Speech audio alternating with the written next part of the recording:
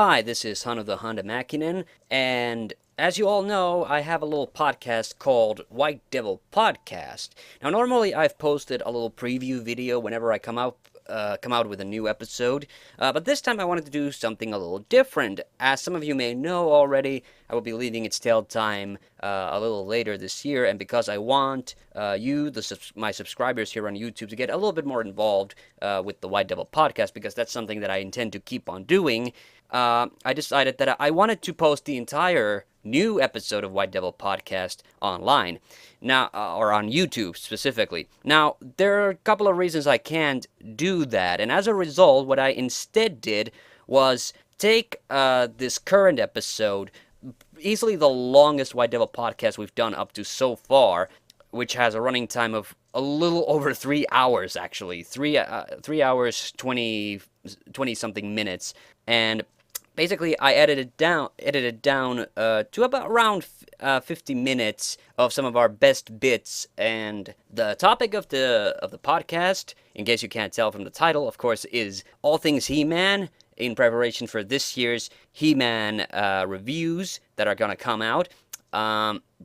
And because of that, I wanted to have another He-Man fan as a guest to talk with me, Dorobka, the Gaming Beast, also from It's Tale Time, and also from the Next Round, the other website that he represents. And we had a lot of fun. It was a great podcast, and therefore I have so the episode has been edited down. This is what I would call a light version of the podcast.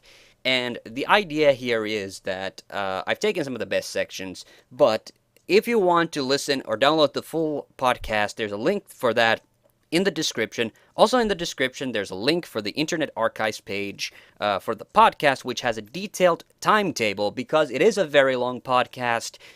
You might want to check out exactly what we're going to be talking about. Basically, I'm using this as a slight teaser to get people to check out the full podcast. But the reasons it's been edited down, number one reason actually is copyright problems. I like to use music in my podcasts, which unfortunately will probably get me flagged on YouTube, and therefore, flagged, I get a copyright notification. So to avoid that, that's one of the reasons. I would have had to have cut out the music anyway, so the podcast would have been shorter anyway. And on top of that, like I said, I want people to get a little bit more involved. So on the video for this light version, if you want to leave questions about the podcast, please do so in the comments, and I promise you I will read your questions. They can be about anything, any topic, it doesn't matter. I promise, if you leave comments into this video or whatever announcement video I make for the next podcast, I promise that it will be read on the podcast. So far, I've only stuck to the itsteltime.net forums, and that's the only reason, because there's a dedicated page there for those kinds of things. But I want people to know that when you leave a question in the comments for this video or the next announcement video for a podcast, it will be read by me, and I myself, and whoever happens to be the guest on the next podcast will get to answer it as well.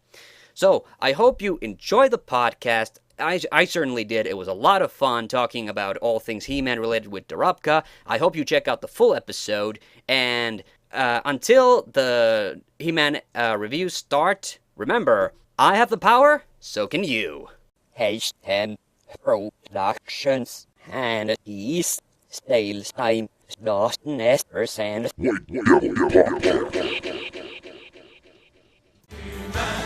Hi, everybody, and welcome back to White Devil Podcast, podcast number 6, and today we're talking about He-Man with my special guest, the Gaming Beast himself, Dorobka. Hey, what's up, fellow Beastians? For this show, my name is Beastor, and I have foot action, and of course I wear the token underpants, and I'm super ripped, so, yeah. Beastor. And I'm a member of the stone people. The strong people. Let's be the stone people, the meteor people. Oh. yeah. Beastor.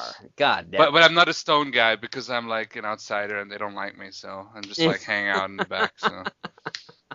Oh man, I didn't think of an He-Man alias for me. I actually we could since you're like Hanu, we could just instead of He-Man, you could be the The hand. Hanuman, the Handman, Handman. I have the power. Yeah. Yep. Oh man. So yes, today we're having a very special episode, as everybody knows. Oh, but I'm an idiot. Of course. Yep. Wait. So sorry. I just like Beastor, Beastman, whatever. So I will. Anyway. So sorry. I just. Beast. Anyway, continue. Sorry. No, Beastor's fine. Beastor's perfectly fine.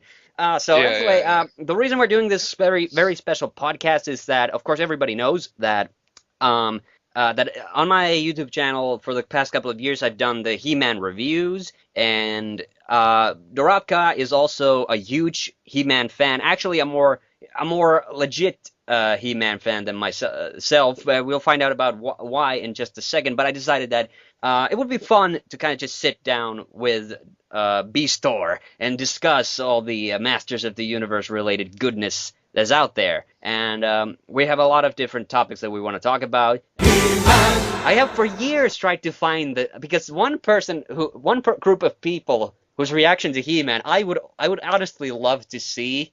You know, the people who do the weirdest shit, the Japanese.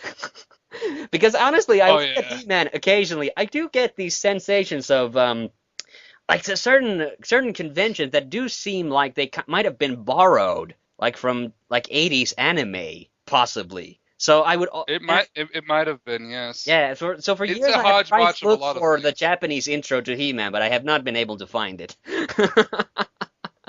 I would be curious to see what. Oh yes, what is that? Grayskull! Whoa! And then like that sounds really wrong right now, but in the end of the episode, He-Man is defeated by Skeletor and he commits seppuku.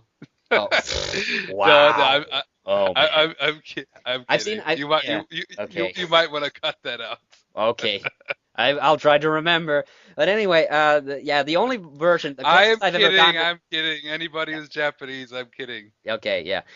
The closest I've ever gotten, and it was up for a really short while, and then it got removed, I guess for copyright reasons, was somebody put up on YouTube the Japanese intro for the 2002 He-Man and Masters of the Universe, and it sounded pretty good, but yeah, it's not up anymore. At least the last time I checked, it wasn't up. I like the 2002 He-Man remake. Actually, I like it a lot, except the intro. The intro is kind of like, I like the idea how it starts like the old intro, but then there's like an explosion. It's like not memorable really, in a sense. I like the idea how it starts, but it's just kind of like, I honestly think that since Japan has such a rich history of animated movies and TV series, that they would do a good job with the dubbing. Oh yeah, you know, because that's what that's the thing, is that we're so used to seeing the English dubs of Japanese cartoons, but what about the Japanese dubs of American or like Western shows?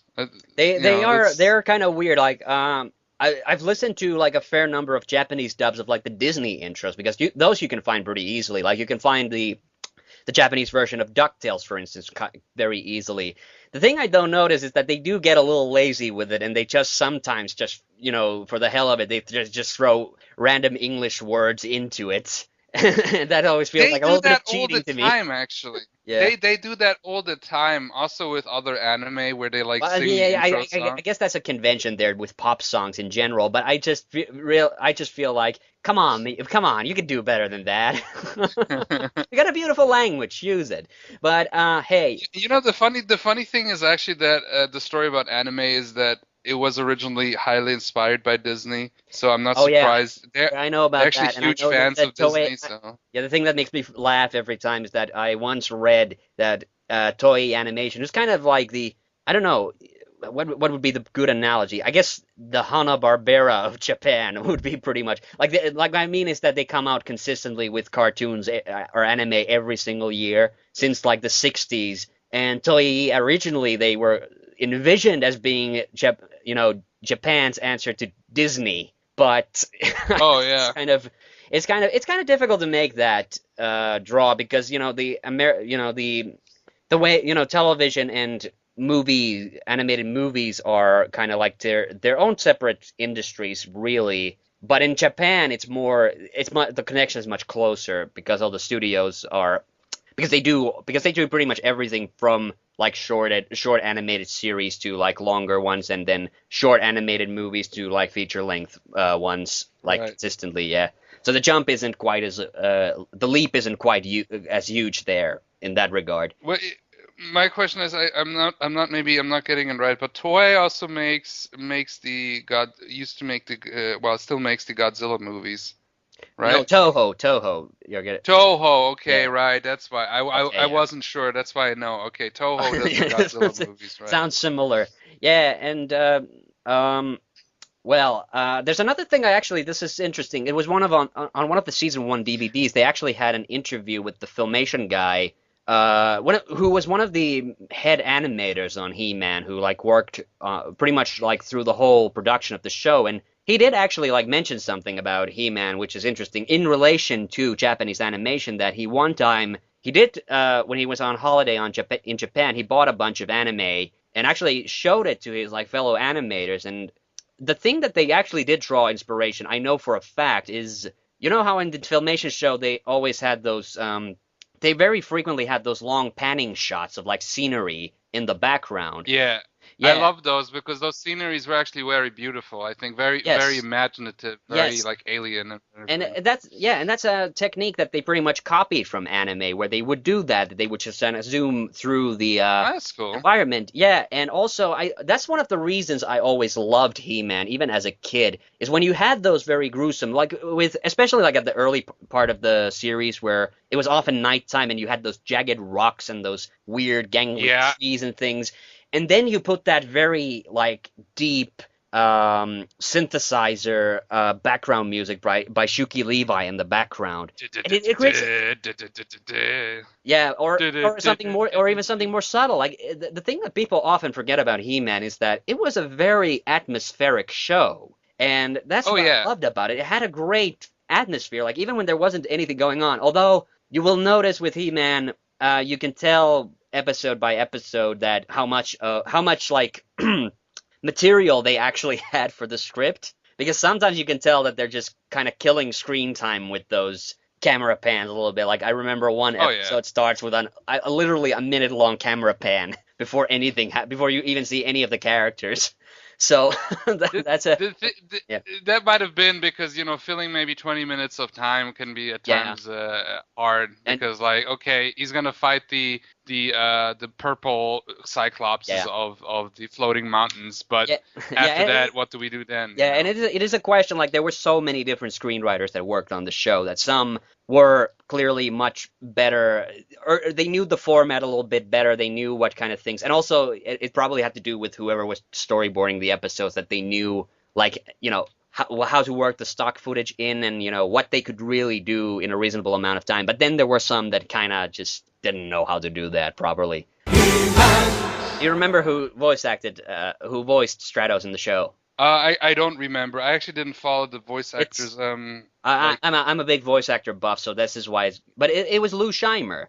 oh, cool, Yeah, cool. so and it was pretty much his own like speaking voice, pretty much. So there was no alteration to it. And of course, Lou Scheimer, who was the executive producer of the show, and as the voice actors, he was credited as Eric Gunden because of some technicalities.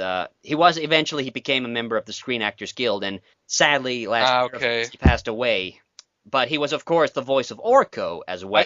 I do know that, and I heard Yes. also that's why sometimes Orko switches to a Jersey accent, Yeah, apparently. but I think that's what like Lou Scheimer wasn't perhaps like the best actor of the group, but whenever he was playing Orko, he was amazing. Like No, it was literally just an extension of himself, essentially. I think. it was like when a writer puts a character of a show, because really the Lou Scheimer, I do know him because that's how the show was started. It was like a Lou Scheimer production, and then Yeah. Filmation He was one of the presents. founders of Filmation, And basically. and he had this really cool the signature that even as a kid I thought was really Yeah. cool. That looked Yeah. really cool. And Yeah, it's in the intro. It's always funny. I don't think it was intentional, but you know how in the intro when He-Man punches the screen, right. I think Lou Scheimer's credit comes immediately after that.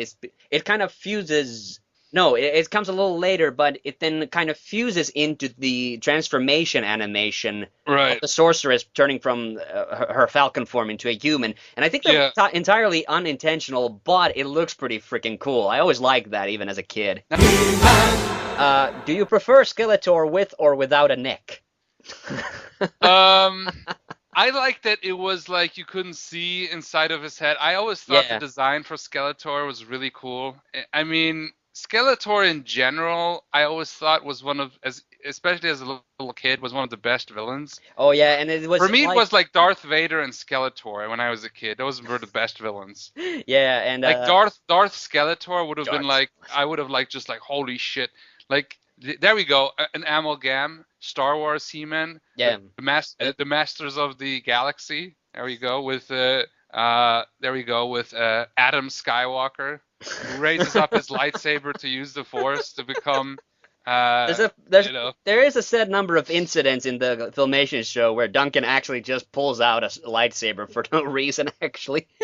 Well, So by the Duncan, way, so he's get it, man. in case some people have been accusing all these years for Masters of the Universe actually ripping off the live action movie, ripping off like Star Wars, like it started before, like it wasn't just the movie. But what I find is funny, and I don't think I might be the only person who ever realized this, but I think that in Star Wars Episode 3, they actually got back at the Masters of the Universe movie for doing that because there were two lines that Palpatine did in the scene where he's faced with Samuel L. Jackson that I think were like ripped off straight from the Masters of the Universe live action movie, or it could be a coincidence. I might be just crazy, but there were two incidents, and one of them was him screaming like "power, unlimited power," which is I think what Skeletor yells in the movie when he's transforming. And there was another incident, but now I can't remember it for the death of me. But Right. but yeah, I there's do. the connection between He-Man and Star Wars. There is a. It's not, it is very obvious occasionally. The thing I will say that honestly, I think And honestly, She-Ra especially because we got a rebellion there actually. that's true. But I will say that Yeah, actually, what I rather think happened yeah, was that when Star Wars came out, everybody ripped off Star Wars. You yeah, know, yeah, Star Wars was so freaking cool. It is to this day yes, that everybody wanted to have a piece of Star Wars. You know, yes, there and were so that's the many thing. movies that ripped off Star Wars a little bit, some a lot. You know. Yeah, And also cartoon shows. I mean, the whole idea of shooting shit in space isn't new. Star Wars didn't invented it, but yeah. they made it cool, you Yeah. know?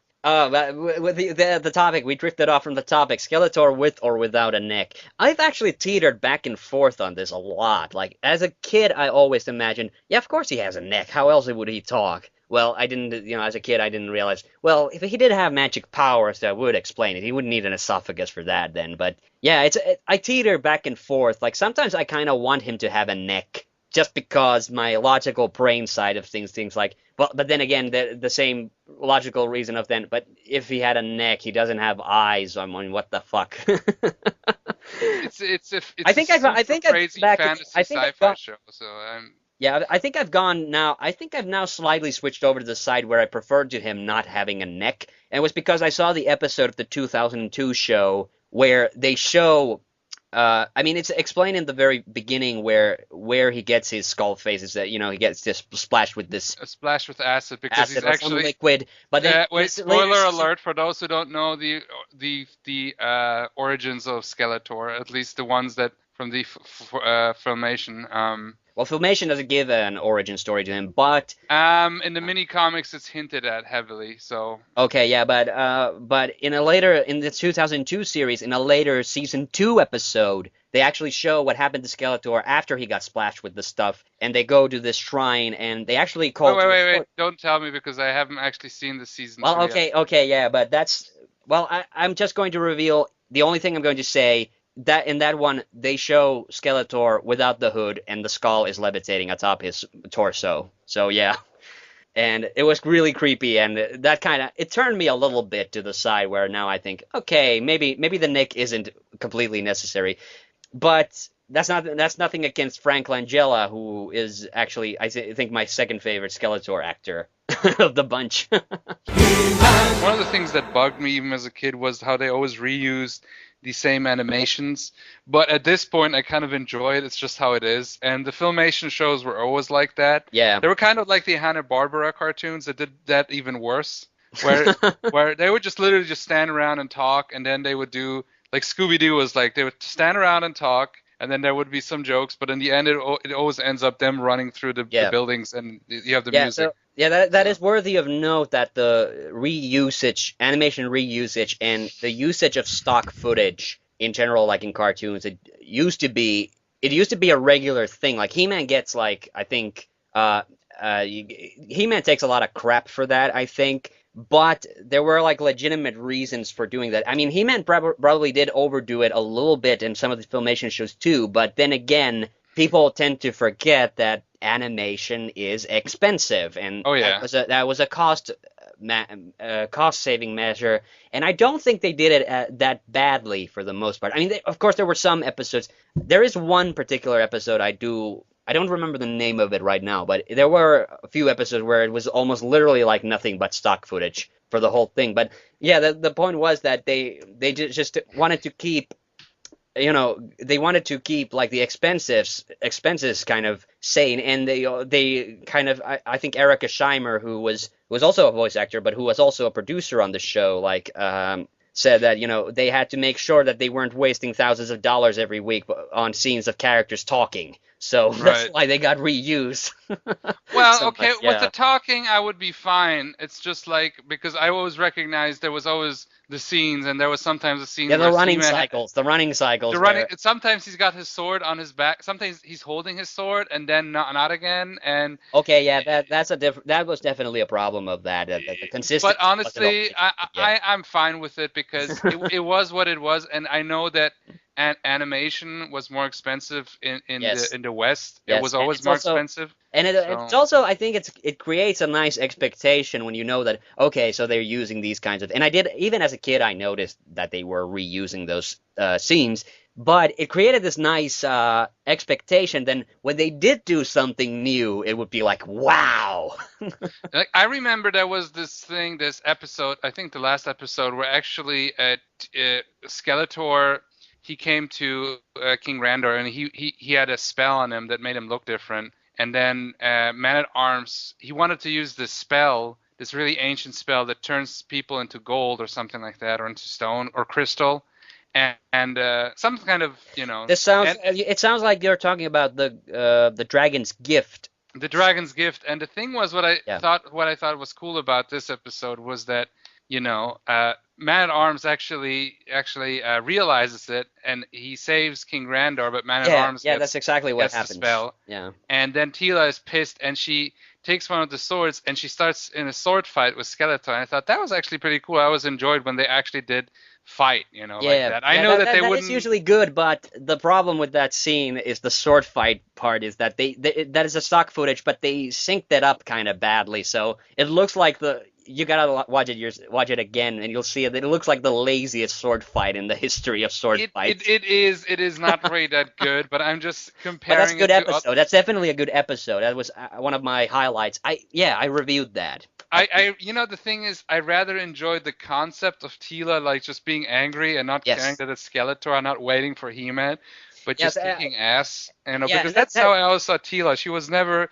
She did get sometimes. Sometimes was the damsel in distress, but often she was on the side of He-Man kicking ass. yeah. It's Well, just. she's the captain of the guards, so she probably And in this case, it was actually Man at Arms who was the damsel because he was the smart. So It's not the only time he's been the damsel, like right, father, like right. daughter. Colasar awakes, and I like the fact. One of the things that I can't get over though is when he does turn into Crystal.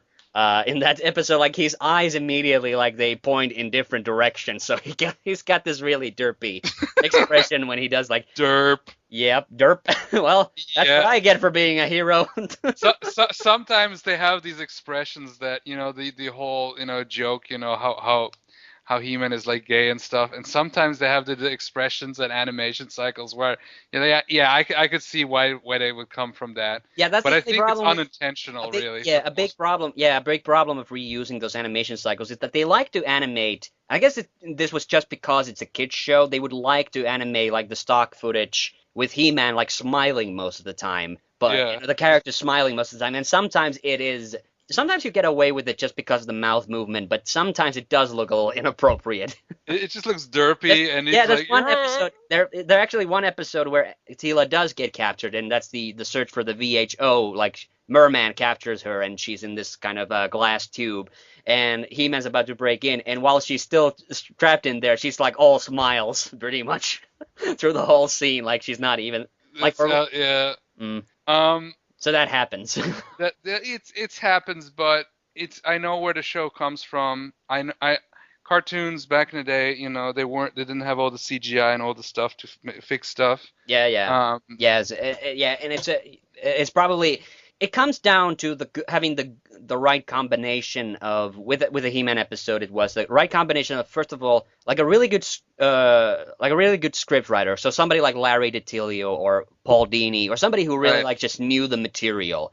Then a good storyboarder. And then hopefully a very like competent episode director who knew how to best utilize those cells and things. Like the thing is, people don't give Filmation people credit for is like even little technical things. That this was all cell animation, so all the characters were like on these transparent things, and they would put the background in and photograph it. That's how you did animation back then. Yeah, exactly. And they were very careful, and they pointed out that like even Disney used to fuck this up every once in a while. That you're never supposed to have more than 4 layers of animation cells on top of each other because then you start losing the brightness. And so if you ever seen a Yeah, cartoon where the background yeah, seems to be like flickering sort of mysteriously, like for no yeah. reason, yeah, that's Ralph Bakshi cartoons.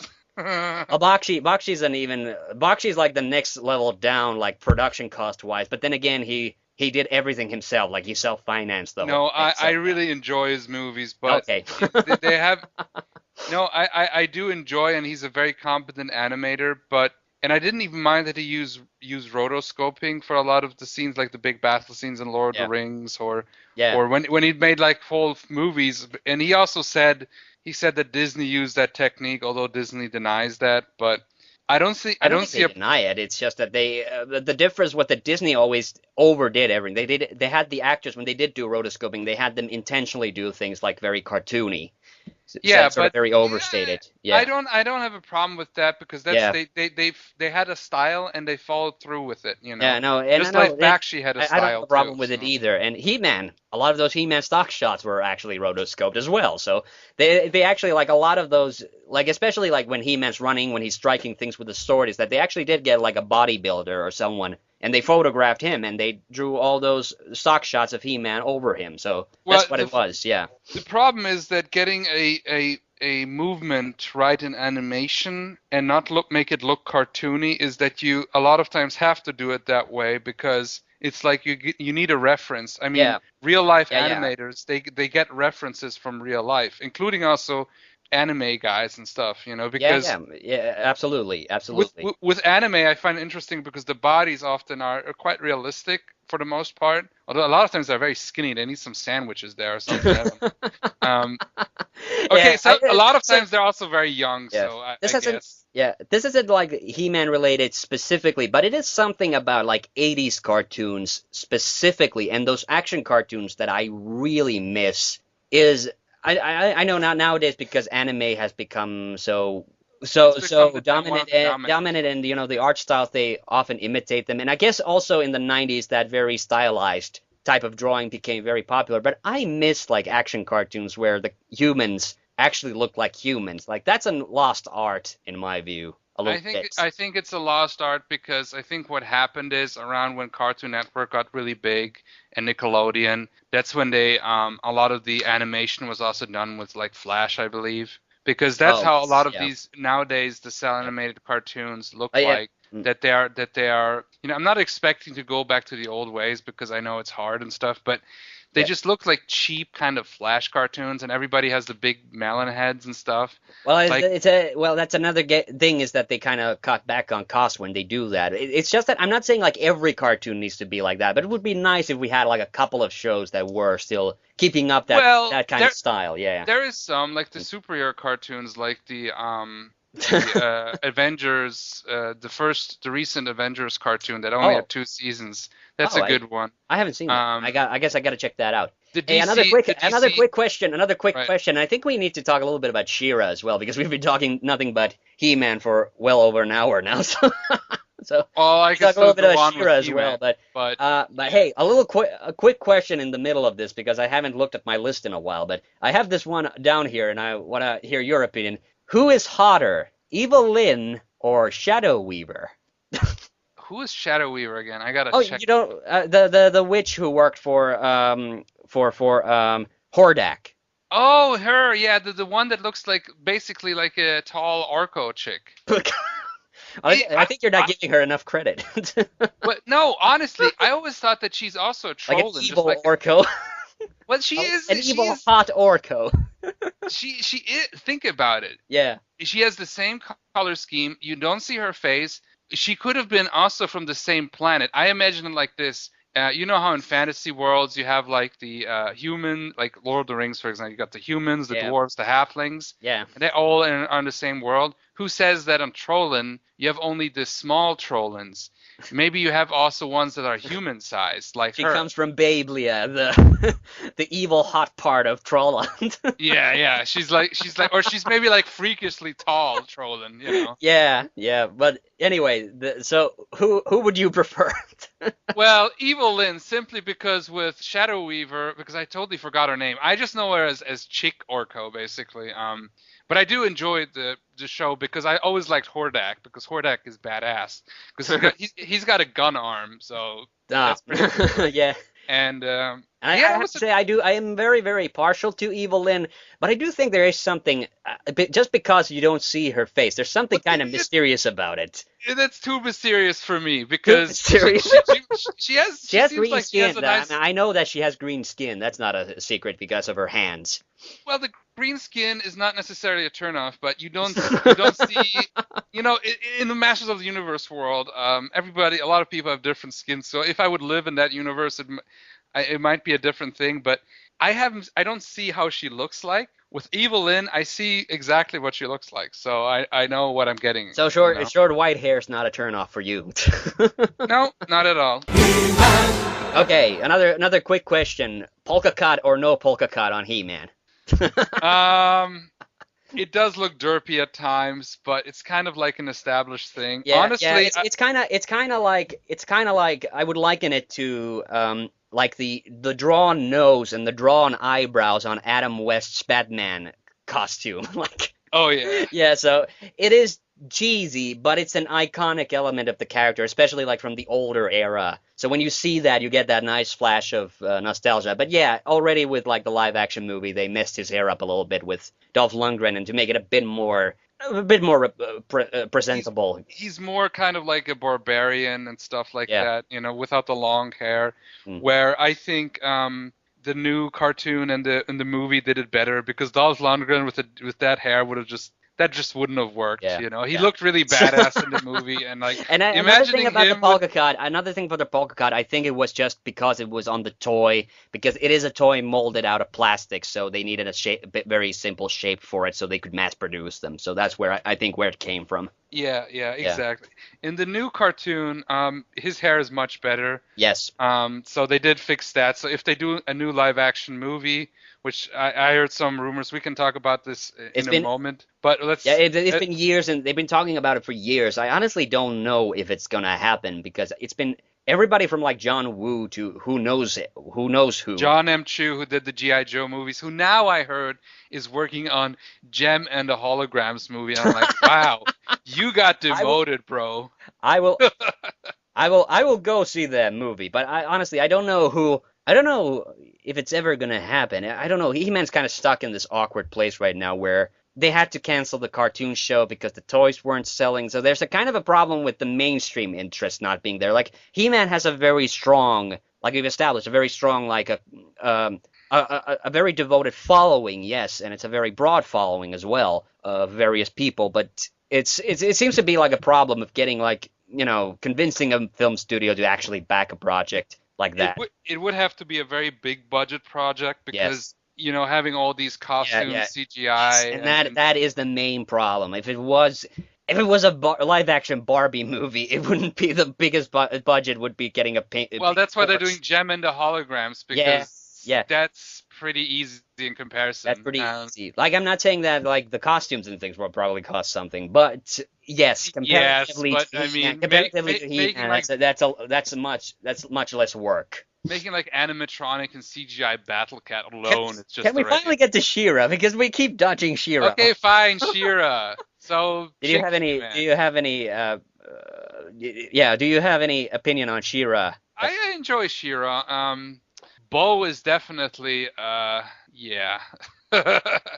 But I don't mind Bo. Like the thing I kind of mind about Bo is that he's got a such an heart on obvious- his chest. It's Well, not okay even the though. heart. No, the show is for girls, so the heart's explainable. But he's such an obvious Errol Flynn clone, which I always kind of is a little distracting for me. I guess as a kid I wouldn't have noticed, but now knowing that kind of stuff. To be fair, I'll say that I like She-Ra actually because for me it wasn't really a chick show that much because it was just basically Yeah, no, the same no, universe. yeah, I misspoke there. Yes, it was a show intended for girls, but what Filmation discovered very early on in the run of She-Ra was that boys and girls equally liked it. So, and also I guess because it was basically just a natural follow-up of He-Man. So, Yeah, it was like if you have Superman, you got Supergirl or like And- Wonder Woman. So and the thing I noticed is that I've started to watch She-Ra more seriously recently, and I noticed that He-Man does make a cameo in pretty much every other episode. So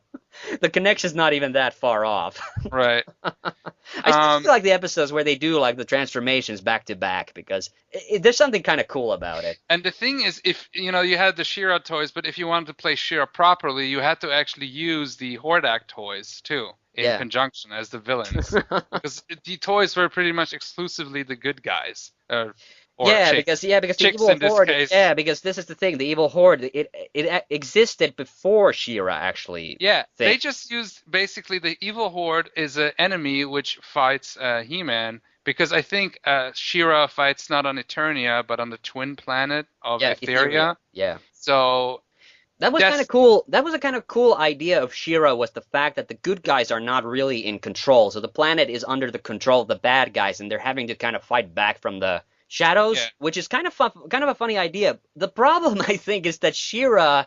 Okay, He-Man could be very crazy, but I think She-Ra was even more crazy. And as a result, you never get the idea that the bad guys are really in control. Like one episode, which is called Flowers for Hordak, starts with Hordak trying to have one of the guys, Perfuma. Perfuma's the chick who makes all the flowers appear. Right, They try to take her hostage, and they try to kill off the forest where the rebels are hiding. But the Perfuma just basically makes Hordak go crazy because because she's putting flowers all over her base. And basically, by the end of the episode, Hordak's just begging, "Oh, please, just take her away. I'll give you anything." So it goes. This is so girly. Look at me. I'm like, this is ridiculous. I'm being defeated by flowers. The thing about Hordak is also.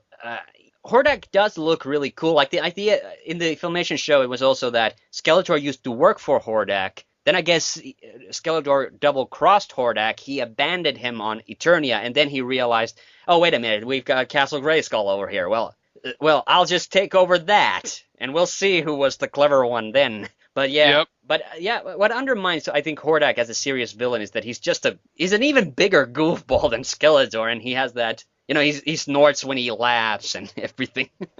Well, they needed to make the villains goofballish to make them less threatening at the time, I think. Yeah, I do admit, and I talked about this in the series as well, that Skeletor, in my top 10 He-Man characters list video, I talked about that Skeletor, as the show went on, he did become increasingly more goofy. But like at the very start of the show, he was still fairly sinister for most part, yeah. So it's just kind of gradually.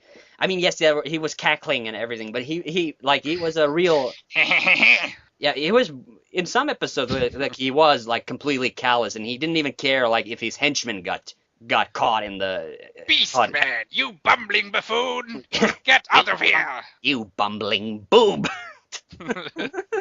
Trapjaw, Oh yeah. bring me my sleeping bag, whatever. I don't know. I couldn't think of any. But his voice is very. I love the Robot Chicken episode where you have like it's like all the '80s heroes and the villains. They're like driving to work, and you have the villains. It's focusing on the villains, and you have like a Skeletor, Cobra Commander, Mum-Ra, and somebody else. I think maybe Gargamel or something, but no. I think it was Megatron Okay. driving in a car, Yeah. and then they're basically, they drive and they're in a traffic jam, and then basically Skeletor says, "That was a smelly one," and he basically farted in the car, and no. But then he's like, oh, it was Lex Luthor, right? Not Megatron. It was Lex Luthor. Oh, okay. Well, yeah. And you had in the other car, you had like the heroes, and they like took away their parking place, and it was like all the opposites. You had like Superman, He-Man, Lion-O, and those guys. Yeah. Yeah, let's get back to She-Ra. We keep drifting off from She-Ra, but I want to talk about She-Ra a little bit because I don't know. I get this feeling. I don't know if you get the same. But I occasionally feel like She-Ra's like support cast wasn't as instrumental or as interesting perhaps as He-Man, and it also shows in this episode writing. Like a lot of times, She-Ra kind of goes solo for most of the episode. Well, most of them are like just a bunch of like kind of stereotypical kind of female cartoon characters where they're just well, yeah, but a lot of times they're like, some of them are like vain, some of them are like they are kind of negative, and She-Ra is always like the big good example. But I don't remember, like, I think the only one I remember is maybe Frosta. She had like ice powers, I think. And there's the one with the weird Sweet Bee's ears. Home. Have you seen the She-Ra episode Sweet Bee's Home? No, I mean I've seen That's the episode where He-Man and Frosta meet, and Frosta has the hots, no pun intended, for He-Man. I am not kidding. Like, she is literally trying to get in his pants. It's an awesome episode. You gotta see it if you haven't. Well, if what is it? I almost said Princess Leia, but I meant Teela. Yeah. I would mix those up as a kid too. You really want to make a Star Wars podcast one of these days. Yeah, I know. It's because when I think about He-Man, that was kind of the stuff I was into. Star Wars, one of the big things. I'm still into Star Wars, but back then I was really into. I would watch that movie. We watched it all the time. But yeah. So who?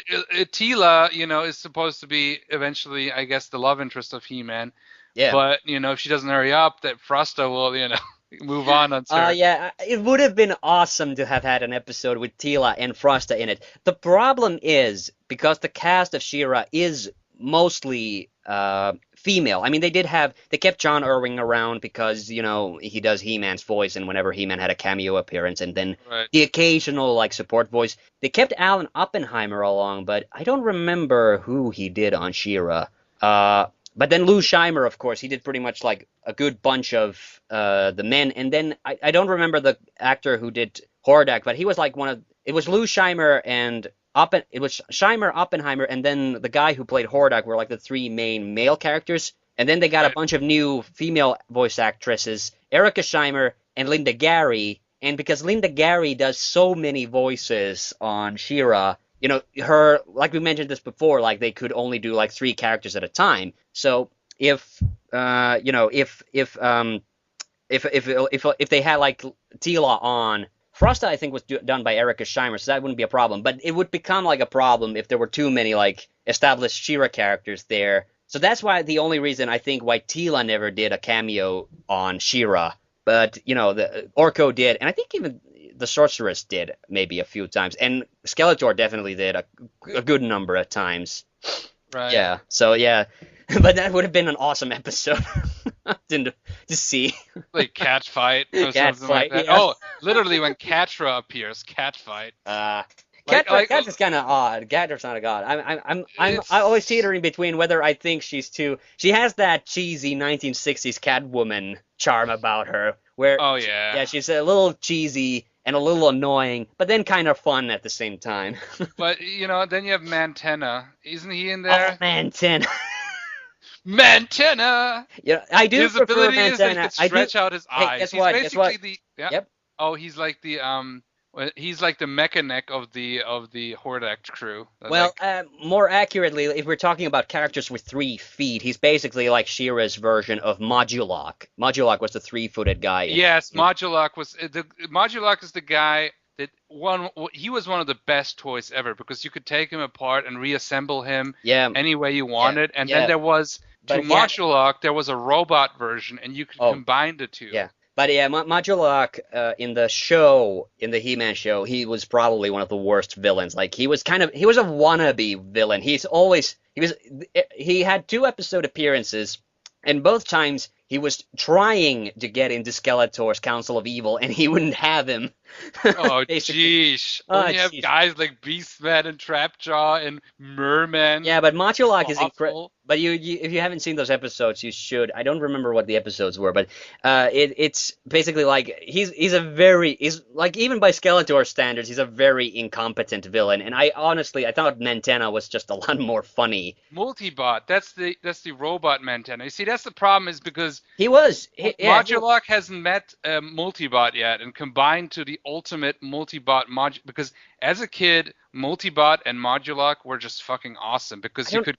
I don't remember anymore if Multibot he was either in the 2nd season of He-Man or he was on She-Ra, but I don't honestly remember which. For me, those two were actually very cool. Like okay. I think in my I'm not denying that the He-Man toys universe, weren't awesome, but I'm just saying that on the show they weren't very good characters. Well, you have the canon and then you have Fanon, and in my He-Man universe, Okay. those twos they kick definitely He-Man's ass multiple times. Okay, yeah. But the thing is, like, another thing that maybe explains why She-Ra never had very strong allies. Well, maybe Madame Raz and Cal was there a lot of times. I did like Cal. Like, he was a really, like, sympathetic. Remember Cal? The half koala, half owl.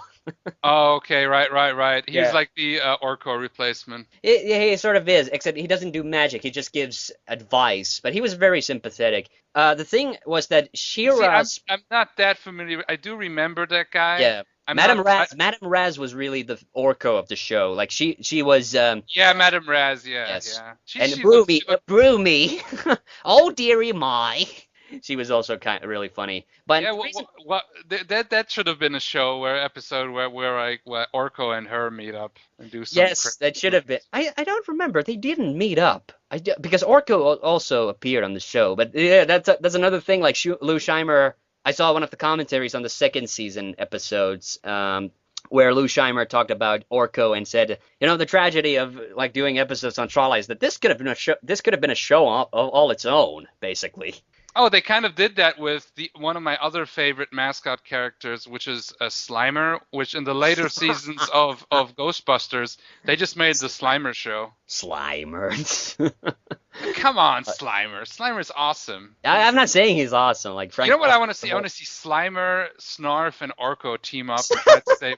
Like all the heroes are like defeated, and those three have to save the world. Okay, but yeah, but you distracted me from my point. Is like the reason I think like She-Ra didn't often have like a sidekick with her most of the time, unless like they were incremental to the plot somehow. I think the reason was that She-Ra just had a lot more powers than He-Man did. Because remember, She-Ra's sword could pretty much transform into anything needed. I did like that because that differentiated her from He-Man, where she was much more versatile. Yeah, but add to that, she could also telepathically communicate with animals, and and like. Well, it's kind of like they just give her the powers that she needs at the time, so kind of that kind of. I'm not saying they didn't do that with He-Man. Like I think one episode where, without any explanation, He-Man somehow welded a chain together with just his. Yeah, I remember. I just wanted to mention that.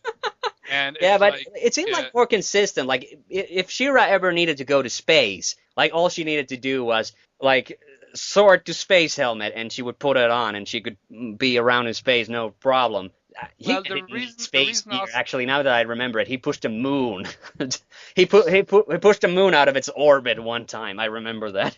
well, the thing with right, the thing is with He-Man is that a lot of the gadgets that he needs to get around is that he gets that from Man at Arms, and that's Man at Arms Oh, okay, functionality. yeah, Because you got a good point there. Yeah. Man at Arms' whole point is that he's basically he's like Q to James Bond. He just gives him Oh, all the gadgets. but one more thing. Shira's ride is a flying horse, so no Yeah, flying Pegasus. allies. No flying allies. You got Swift Wind. Well, that's the thing is also a lot of the things that well, Swiftwind is basically her version of Battle Cat, you know. Yes, yes. Um, A flying unicorn. a Did you Pegasus, see? yeah, Have a you seen? Pegahor or Oh, whatever. So I never liked Swiftwind as much as Cringer and Battlecat. I think that because when he was Spirit, that's before he transformed. He didn't speak, right. so he wasn't as much of a character, and he was kind of serious too. But he did have one really good episode, and that's Swifty's baby. So Okay. he has a son in the show, actually. Oh, cool. Yeah, Um, and that's interesting. that's a great episode. Yeah. I think the reason I'll talk about the weirdest figure ever, Rotar, heroic master of hyperspin. Jeez, I gotta send you that now. I'm just looking at the toys. I definitely didn't have Rotar. You know, that's one of the reasons that's Just one of the reasons I've disturbing never been a looking. huge fan of Mechanic is that oh man, that looks awful. Actually, Yeah, Mechaneck as the figure, he's like kind of normal looking like most it's He-Man like it's figures, like but Ram Man had a terrible accident and then he's dorky looking. Mechaneck yeah, honestly is it looks like we discussed this before. He looks like if Ram Man had a terrible accident and Duncan then tried to fix it because whenever he tries to fix someone's physical problems, like with Meganeck, he was looking for his son and hurt his neck. And so Duncan fixed his problem by giving him a neck that stretches several times his own body length. right. Duncan is a mad scientist, basically. He's a complete. He's Oh yeah. batshit crazy. Oh yeah, pretty much. I think it's Tila. I think it's time to put your dad in a home. I think with Mechaneck, he's definitely the Aquaman of the heroic warriors of He-Man because Just said Stratos was the Aquaman, or do you mean this time he's the suckiest? no, he's the suckiest. No, Stratos. I was just thinking that he was like yeah. a I get other, you.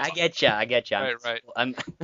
I'm jerking your chain, basically. Right. No, Mechaneck, there's actually in the new episode, a whole episode that he's Mechaneck's lament, how he's like lamenting, how he's like useless. But then he kind of gets his day, how his ability that he can see far basically saves the day.